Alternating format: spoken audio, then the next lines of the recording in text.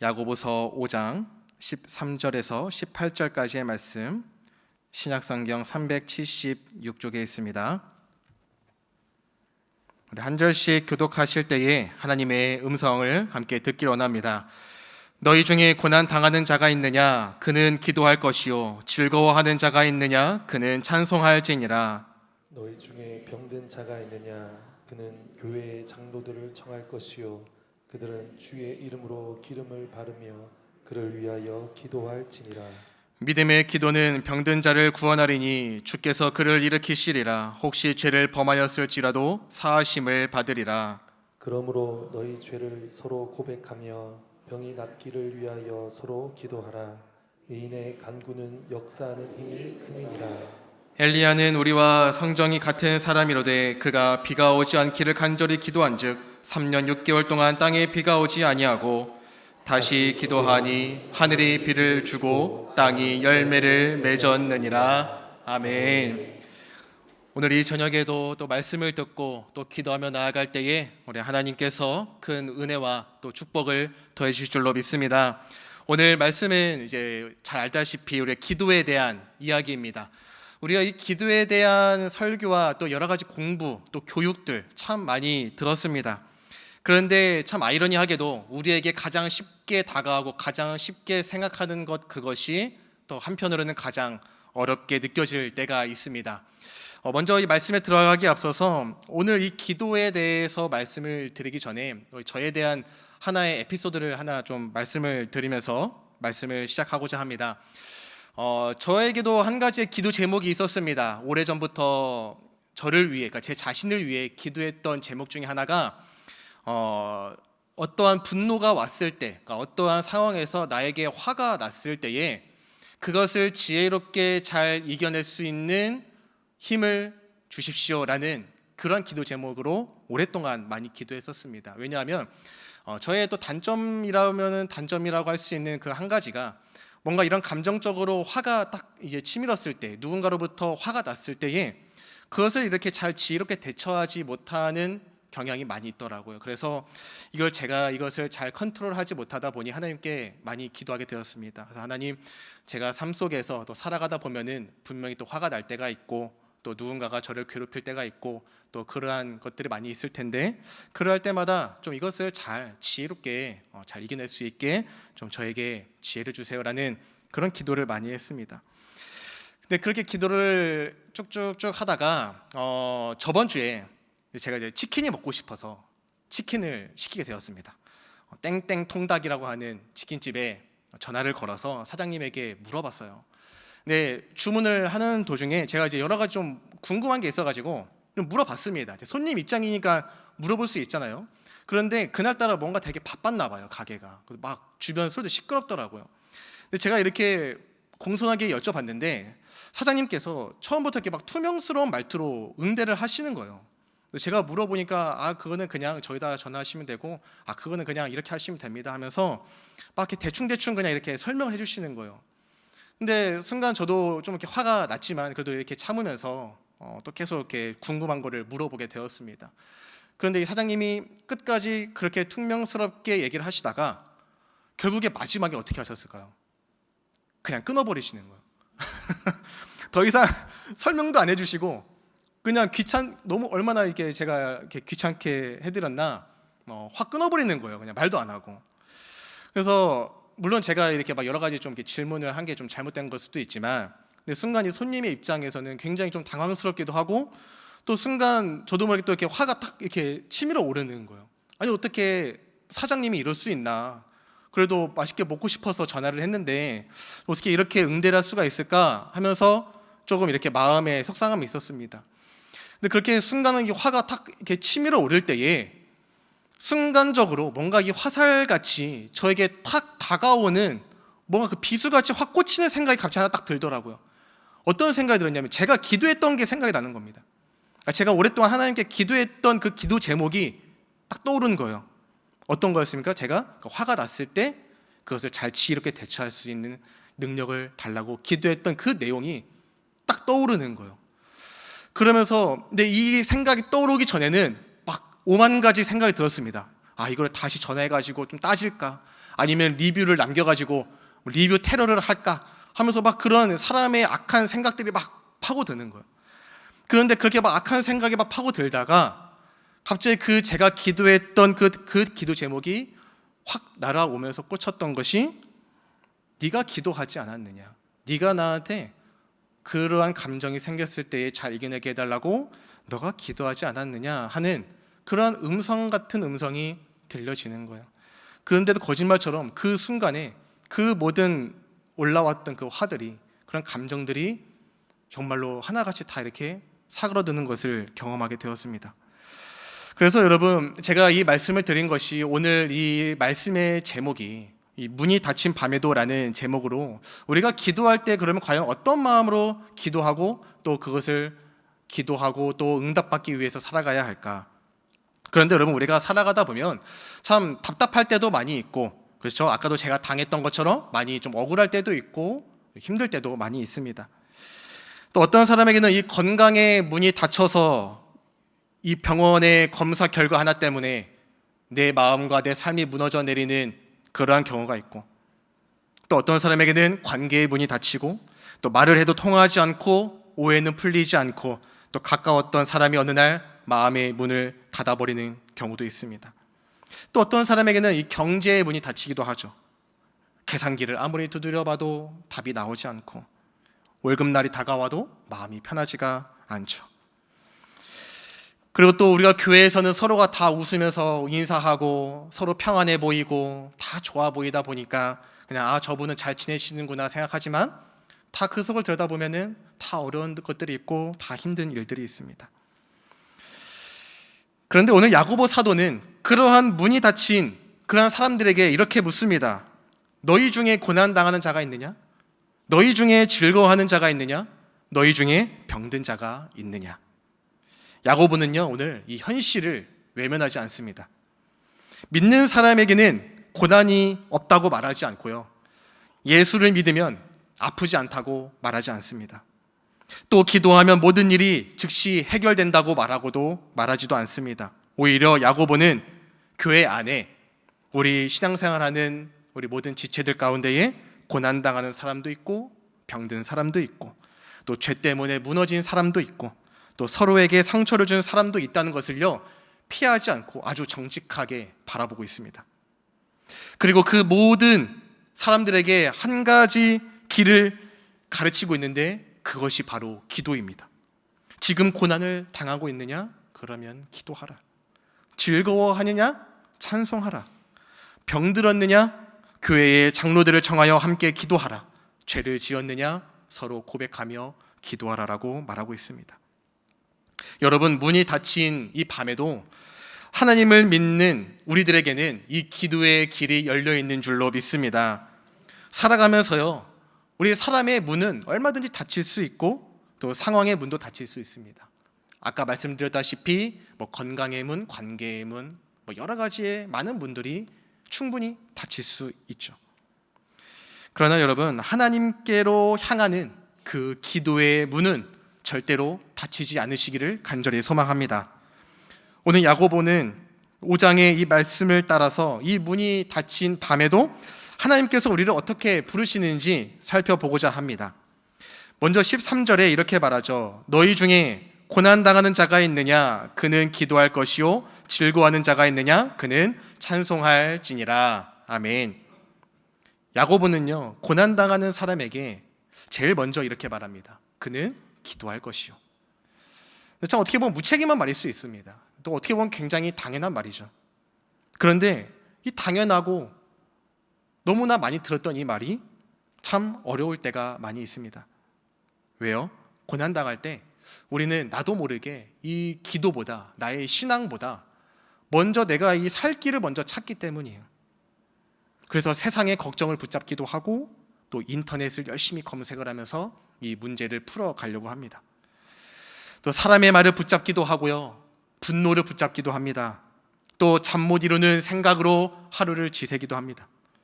물론 문제를 해결하기 위해선 우리의 노력이 많이 필요합니다. 그래서 아프면 병원에도 가야 하고요, 전문가의 도움도 받아야 합니다. 상담도 필요하고 또 의논도 많이 해야 하죠. 그런데 그것을 여러분 믿음이 없다고 결코 말할 수 없습니다. 야고보는 그런데요, 그 모든 것보다 먼저, 그리고 그 모든 것 속에서 성도가 놓치지 말아야 할 것을 말하고 있는데, 그것이 기도라고 분명히 말하고 있는 거예요. 기도하라. 왜요? 기도는요, 단순히 문제 해결의 기술이 아니기 때문입니다. 기도는 하나님 앞에 서는 일이에요. 또 기도는 내 인생이 내 손에만 달려있다고 생각하는 것이 아닙니다. 기도는 어떠한 문이 닫힌 그 상황 속에서 그 문제의 문보다 더 크신 하나님을 바라보는 일인 줄로 믿습니다. 그렇게 여러분, 근데 우리들은요, 문이 닫히면 무엇을 바라보느냐? 그 문을 바라봐요. 그 닫혀있는 그 문에 집중해서 그것만 바라보게 됩니다. 그래서 왜 이 문이 안 열릴까? 또한 이 문을 누가 닫았을까? 이 문이 언제 열릴까? 그것만 자꾸만 고민하고 풀어나가려고 합니다. 근데 여러분, 기도는요, 우리의 시선을 바꾸는 거예요. 그 닫혀있던 그 문만 바라보던 그 나의 시선을요, 누구에게로 향하게요? 하나님께로 향하게 만들어주는 거예요. 그래서 그 순간에는, 기도하기 전에는 이 문이 너무나 크다고 생각했는데, 내가 해결할 수 없다고 느껴질 정도로 너무나 큰 문이었는데, 기도를 하니까 이제는 이 문이 작아 보이는 거예요. 뭐보다요? 하나님보다요. 아, 내가 놓치고 있었구나. 내가 하나님이 더 크신 분이라는 것을 내가 잊고 있었구나. 그것을 깨닫게 하는 것이 바로 이 기도라는 것입니다. 문이 닫힌 것이 내 인생의 끝이라고 생각했는데, 하나님께는 다른 길이 있음을 믿게 합니다. 그렇지만 여러분, 우리가 알아야 할 것은요, 오늘 우리가 기도한다고 해서 당장 이것이 내일 이루어지는 것이 아닙니다. 물론 이루어질 수도 있죠. 그런데 그렇지 않을 수도 있습니다. 그리고 또 기도한다고 해서 내일 닥쳐있던 모든 문제가 단 한 번에 다 해결되는 것도 아닙니다. 그런데요, 기도하면 단 한 가지 분명하게 달라지는 것이 있는데, 그것은 내가 그 닫혀있던 그 문 앞에서 이제는 나 혼자 서 있지 않다는 것을 믿게 된다는 거예요. 기도하기 전에는 내가 그 너무나 큰 벽 앞에 나 혼자 서 있는 느낌을 너무나 크게 받았는데, 내가 기도하니까 내가 혼자 서 있지 않구나. 비록 내 앞에 있는 문은 크지만 내가 외롭게 혼자 서 있지 않구나. 우리 주님께서 내 옆에 함께 계시는구나라는 것을 느끼게 된다는 것입니다. 여러분, 고난의 가장 큰 무서운 점이 무엇일까요? 고난의 가장 큰 무서운 점은요, 그 고난의 크기가 아니라 우리가 그 처한 그 상황으로 무섭게 치고 들어오는 그 외로움이라는 점입니다. 그래서 여러분, 우리가 고난당할 때 어떤 생각이 가장 많이 들어요? 아무도 내 마음을 모를 거야. 나는 이 길을 그냥 나 혼자 평생 걸어가야 할 거야. 하나님도 침묵하시는 것 같아. 내가 아무리 기도하고 내가 아무리 이야기해봤자 아무도 나와 함께 하지 않을 거야 라는 그 외로움의 감정이 나를 계속해서 공격하게 됩니다. 그런데 여러분, 이 기도는요, 그 외로움 속에서 처절하게 내 입술로 하나님을 다시 부르게 합니다. 그리고 하나님께서는 결코 저 멀리 계시는 분이 아니라 지금도 내 곁에서 내 목소리를 듣고 계시고 또 이 문제를 함께 풀어나가 주신다는 것을 믿게 해주시는 거예요.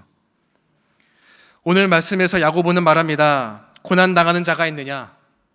포기하지 말고 기도하라. 또 원망으로 밤을 지새우지 말고 기도하라. 혼자 마음속에 가두지 말고 기도하라. 문이 닫혔다고 말하지 말고 기도하라 라고 말씀하고 있습니다. 그 다음으로 여러분, 문이 닫힌 이 밤에도 우리들은 찬송할 이유가 있어요. 야고보는 이어서 말합니다. 즐거워하는 자가 있느냐? 그는 찬송할지니라. 여러분, 조금 이상하지 않습니까? 고난을 얘기하다가 갑자기 이 즐거움을 이야기해요. 여기서는요, 이 우리의 이 영적인 균형을 말하고 있습니다. 그래서 야고보는 고난당하는 사람에게 기도하라고 말하고 즐거워하는 사람에게는 찬송하라고 말합니다. 다시 말하면요, 성도의 삶은 고난의 때에도 하나님께 나아가고 즐거울 때에도 하나님께 나아가는 삶이라는 것입니다. 그래서 우리는 어려울 때는 하나님을 찾다가 형편이 조금 좋아지면은 하나님을 잊어버릴 때가 많이 있지 않습니까? 하나님 살려주세요 막 간절히 부르짖다가 조금 해결되면 이제는 제가 알아서 하겠습니다 하면서 등을 돌릴 때가 많이 있습니다. 하지만 야고보는 말하고 있습니다. 고난의 밤에는 기도로 하나님께 나아갈 것이며 기쁨의 아침에는 찬송으로 하나님께 나아가라. 즉 성도의 삶에는 이 기도와 찬송이 함께 있어야 된다라고 말하고 있습니다. 그리고 14절과 15절에서 이렇게 말씀합니다. 너희 중에 병든 자가 있느냐? 그는 교회의 장로들을 청할 것이요 그들은 주의 이름으로 기름을 바르며 그를 위하여 기도할지니라. 믿음의 기도는 병든 자를 구원하리니 주께서 그를 일으키시리라. 아멘. 여기서 야고보는 병든 사람에게 이렇게 말합니다. 혼자 버티지 말라. 그래서 어떻게 하라는 거예요? 같이 나누라는 겁니다. 아픔을 같이 나누라는 거죠.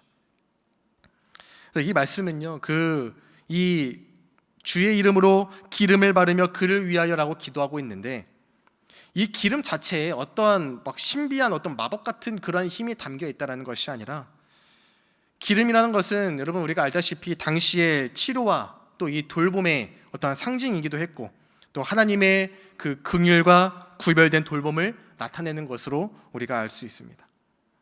그래서 중요한 것은 이거죠. 교회 공동체가 이 아픈 사람 곁에 서서 주의 이름으로 함께 기도한다는 것. 야고보는 이 병든 사람에게 말해요. 네 믿음이 약해서 그렇다라고 말하지 않습니다. 그리고 너 혼자 더 강해져라 라고 말하지도 않아요. 그리고 남에게 알리지 말고 너 혼자 그냥 묵묵히 그걸 지켜내고 기도해라 라고 말하지도 않습니다. 오히려 이렇게 말합니다. 교회의 장로들을 청하고 교회 공동체의 기도를 요청하라라고 말씀하고 있습니다.